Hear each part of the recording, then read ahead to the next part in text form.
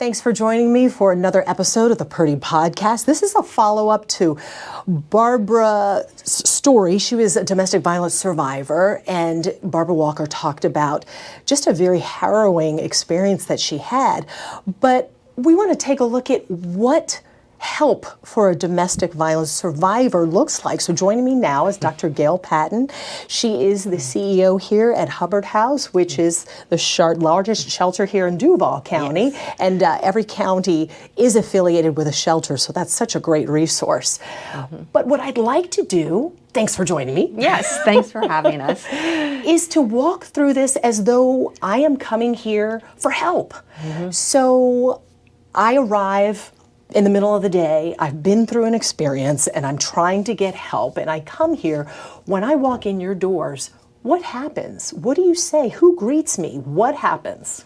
Well, when you first walk through the door, Joy, somebody at the front is expecting you, and they'll come and take you into a private area, first of all, because that's the one thing that's very important to survivors, is being, private, that they don't want their business out where a lot of stuff is going on. So we take them and then we ask them, how are you? Do you need water? Do you need something to eat? I mean, do you need to use the facilities? What do you need right now? Because going from a person's home to walking through our front door, first of all, that's one of the biggest steps somebody can take, and it's the most courageous step that they can take. And so oftentimes they're very overwhelmed. They don't know what to expect. I mean, they're coming to a place where everybody is strangers. They may have talked to somebody on the phone, but that was just a voice, not a friend or a loved one.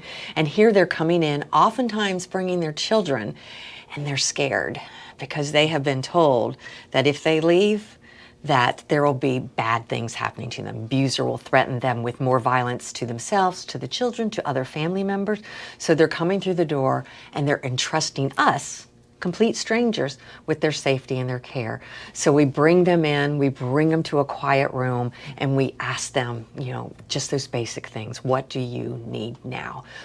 What, do you need food? And oftentimes that's it, just a fresh water. Sometimes it's, can I just sit for a moment? They literally and figuratively are having to catch their breaths. So we want to give them the space to do that. We're not here to tell them what they do and need to do when they first come in. We're here to offer a place of safe. And we tell them that. Here you are safe. Usually, do people call first or do they just show up? They call first. They'll call on our hotline. We have a 24-hour hotline. They'll call and we'll talk to them about the situation. And sometimes people will call several times before they take that first step to come in. And then they either, if they're coming in and have their own transportation, they'll drive themselves. Or if they don't have transportation, we'll arrange for a taxi to pick them up in a safe place, a place that's safe for them and it's safe for the taxi driver to pick them up. Or in some instances, if a police officer has gone out to the home and the person is like, I want to leave now, the police officers will come. They don't have to call first. They'll come and bring the person here, and then we will help that person and their family when they come. Okay, and once we're inside and I've calmed down and everything's kind of settled, what happens next? Is there some type of intake process? Because I'll be staying here for a little bit. Well, of course, we have paperwork, and we do an enrollment with a person. It's just kind of getting their basics, What is your name? What are your children's names? What are some of the things you want to accomplish while you're here? We do safety planning with them too, that very first time. If they've talked to us on the phone, we've done safety planning. When they come in the door, we do safety planning. And safety planning is looking at as a person goes about their daily life, what are some ways that we can help them strategize to be a little safer? So if they go to work, okay, does the abuser know where you work? Yes. Is there a way that you can talk with somebody at your work to maybe put you in a different location? Or if they drove their car here, is your car really recognizable? Let's put it in the back instead of in the front where it might be seen. If you go to church, is it safe for you to go to that church? Or is it possible that you need to go to another one because your abuser will know where to look for you? The children, the schooling of the children, where are they and how can we be safe around that? And safety plan is not a one and done. It's something you do all the time, because in life, we're all the time doing things and changing things. We're going shopping, we're going to job interviews, we're doing different things. Helping a person be safe in the moment, helping them strategize in advance. So if a situation happens, they'll have at least probably thought that through. Okay. So that initial enrollment paperwork that we do just gets some basic demographic data and also asks, what do you want to accomplish while you're here? Hubbard House is a short-term emergency shelter.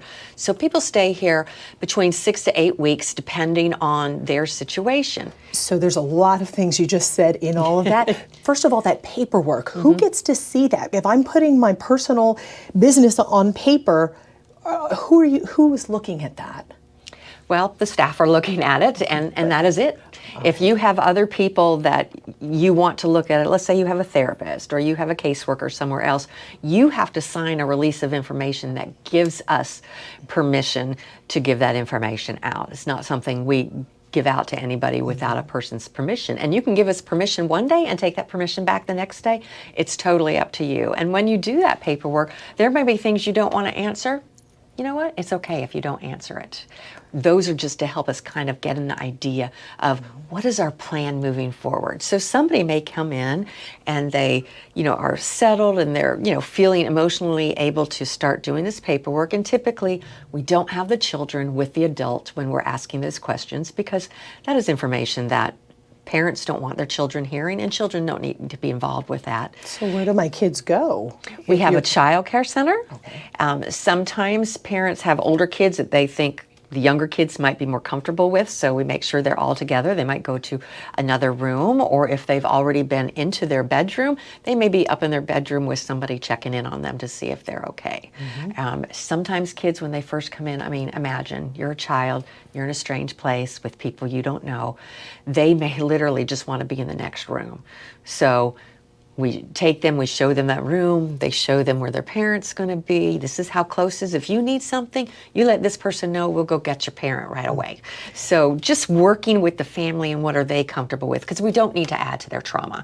They've already gone through a lot of trauma. So trying to just listen to what that family needs and how they need it. And for some people, that initial enrollment paperwork might not happen for a number of hours because they want to get all their stuff in their rooms, they want to see their rooms, they want time together to regroup, once they've come through the doors of this place.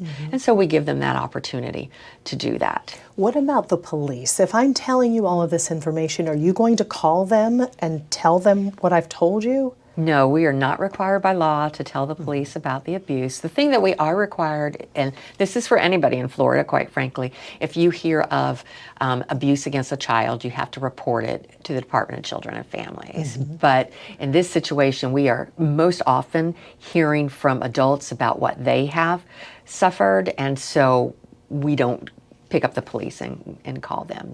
Sometimes they want to do that when they're here, but that's up to them, not us. They're not required to have a police report. That's been a myth oftentimes. They're not required to have a police report to come into Hubbard House, and they aren't required to call the police, and we're not required to call the police because they, as an adult, have been abused. Okay, and then once we're in, the paperwork's been filled out, you mentioned places to sleep. Do the kids stay with the parents? Does it depend on the children's ages? They absolutely stay with each other in one room. Families stay together. In fact, if there's a large family and we need to roll in trundle beds or cribs, pack and plays, we make sure the families are all together because no parent wants to be separated from their family in this situation, and definitely no child wants to be separated from their parents. So we make sure that the family is all together in the same room, regardless of the age. Now, once we're settled, we're in, we've got our rooms, you mentioned that it's a temporary stay. And how long is that stay? And what happens during that time to prepare me to not stay here anymore? Exactly. So the stay is typically 6 to 8 weeks. And so what happens while a person here is that decision is totally driven by the survivor of what they want to accomplish. Some will come in and say, I just need downtime to think. I have not had a moment's of peace, and so I just need to think what my next step is. And they may choose to do that with one of our staff, just talk through things with our counselors, or they may say, I just need to be by myself with my kids for a few days. And you know what? That's okay, because they are able to make these decisions for themselves. Some come in and say, if I can just get to my mom in Michigan, I'm good. So we start working on a plan with them of, making sure we get the transportation to get them and anybody else in the family to Michigan so they can go. And some people are like, I'm just here because I need to get an injunction for protection and have them order the abuser out of the house so that I can go back to the house with the children. So that might be an option. Some are, I don't know what to do. I don't have a place to go. I don't have a job. And so we ask them, do you want a job? Do you want to have another place to go? And then we look at their housing options, or we help them get what they need to get the kind of job that they want. And do we do job training and help with that? Some people are like, I need to get my GED. I never got it. We help them get that. It's really what the person wants to do. And so we don't force them to speak with any counselors. That's their choice. We don't force them to go to any groups. That's their choice, because in this abusive relationship, they've not had that choice. They often haven't had the choice of what they can eat during the day. Here, the choices are all theirs, and we're here to help them with that. Once that time comes to leave the facility, if something else happens, can I come back? You can. If you go out again and you've been abused, whatever happens, because some people do come here, and for many different reasons, a lot of barriers people face living on their own, they may go back to the abuser because they really might want it to work. And of course, the abuser will promise wine and roses and it'll work and it'll never happen again. And so how do we safety plan with that person if that's their decision? And we let them know, we are always here from you. If you come once, if you come twice, if you come 7 times, we are here from you. We're not going to turn our back on you. And what happens, I know the need is so great. If there's a time where the facility's full, all your beds are taken, what do you do then? That does happen. We have a large facility, one of the bigger ones in the state of Florida, but unfortunately domestic violence is such a huge issue that we will see ourselves with having full beds. So we do several options. One option we will do is talk with a person and say, hey, we can find you a spot in a shelter, another shelter in Florida, whether it's one of the outlying counties or if you want to go even further somewhere else in Florida, we can do that. And some people will be like, yes, that's what I need to do. And some people are like, I don't want to leave Duval County at all. So we do an assessment with them and to kind of determine how lethal their situation is. In really extreme lethal situations, we may put them up in a hotel. If we have funds for it, we'll do that. In other situations, we'll brainstorm, is there somebody that you can stay with that the abuser doesn't know about? Because that's key. It's not going to usually be as safe if you go to somebody where that's going to be the first door the abuser's going to knock on to try to find. So we safety plan with them around that. And for some people, it's like, I want Hubbard House or nothing else. So we do a safety plan with them. We encourage them to keep calling us so that we can talk with what's going on with them, and then we rearrange our beds and get people in, because you have to do what you have to do. Really the safest option for people would be to go to another shelter, even though it's not in Duval County. But as I said, it becomes a survivor's choice. And if they don't want to leave Duval County, we're not going to make them, and we're not going to hold that against them. We're just going to work with them in that situation. Wow, I did not even realize that that's sometimes the mindset where they just feel safe in this city, in this neighborhood, in wherever they are. What about men? Do you get men that come here seeking help? We do have victims of domestic violence who are men. The majority of the men that we see who are victims, we see in an outreach basis. But every year we might get 1 or 2 men who are in that very lethal situation who need to come into shelter. And I will point out that shelter is for those situations that are extremely lethal and dangerous at that moment. So I would say, once or twice a year we might have a man, and with or without his children, come into shelter, and then we provide the same services that we would provide for a female coming into shelter. And there's places for men to stay as well, and they can keep their children with them if they have them. Yes. Okay.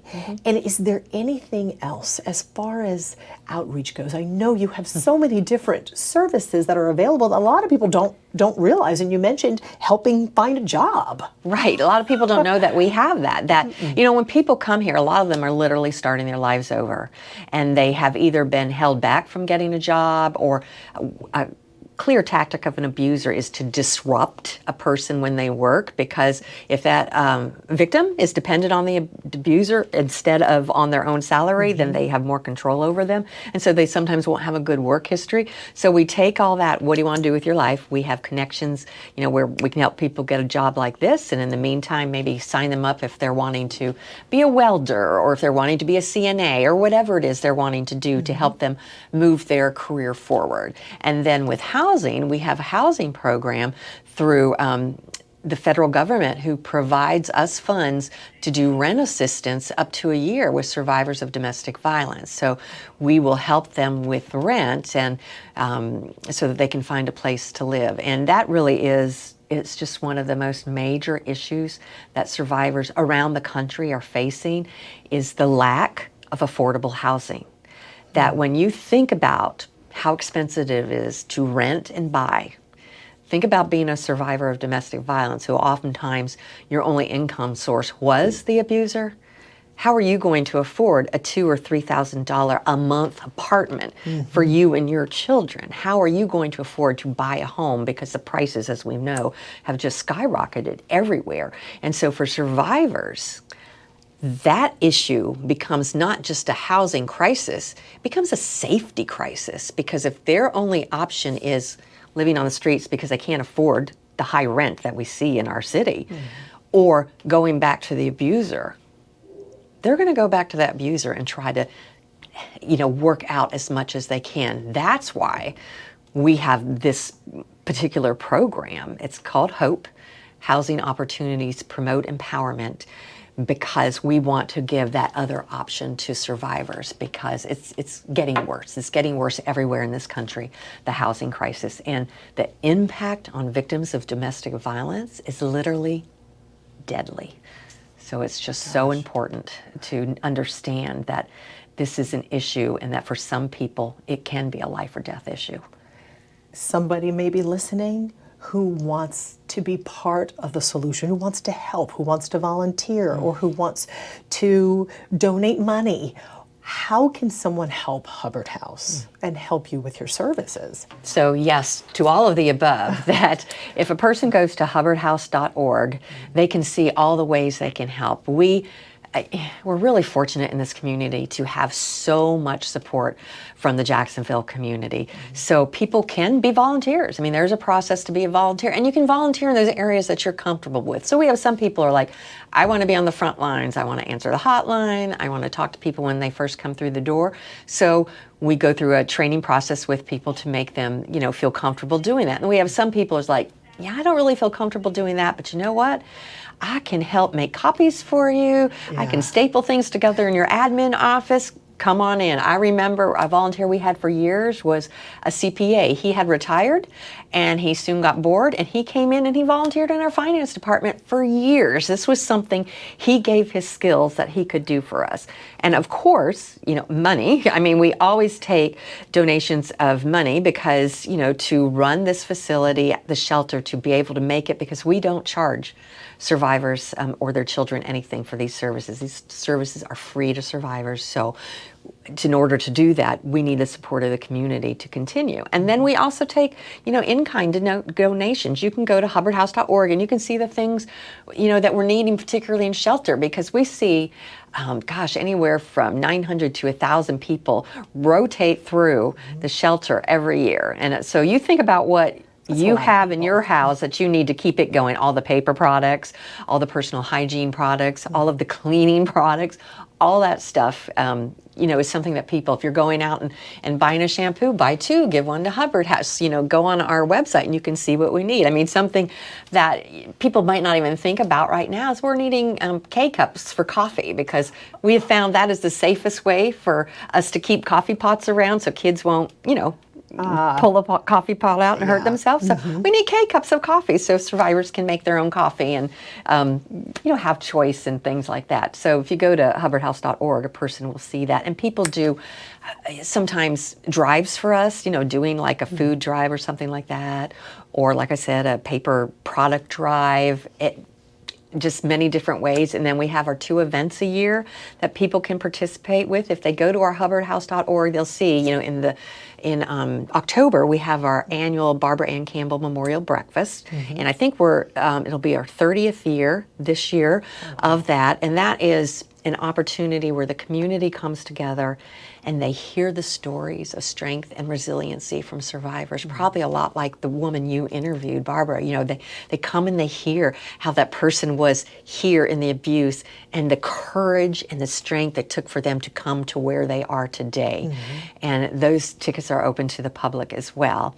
And then in the spring, we have our annual walk. It's our Stand Up and Stride walk, and that's just fun. It's fun because, and people think, how can domestic violence be fun? Well, the reason it's celebratory is because we are celebrating that strength, that courage, and that resiliency. And it is amazing to see all these people from all walks of life come out to this walk and walk in support and solidarity for survivors. And survivors, when they see it, they are just stunned that so many people that they don't know, will never know, come out and say, we're here for you, we support you, and we admire your strength. And that's something that you can do as a family. Yes. Get the kids out, go for a walk. Yeah, and it's usually on a good day, fingers crossed always, but you can develop teams and raise money and have competitions, and there are a lot of fun things to do prior walk and post walk. So, it's just a great time to celebrate survivors because they deserve to be celebrated. Survivors are the strongest people you'll ever meet on the face of the earth. What they have lived through, what they have survived, and what they have pulled their kids through, I'm always in awe and amazed by them. And give us that website one more time, hubbardhouse.org. Yes. .org. Got it. Dr. Patton, thank you so much for your time. Thank you for airing this and for talking about this, because somebody will hear this and somebody will get the help that they need, and it's because of you. Thank you.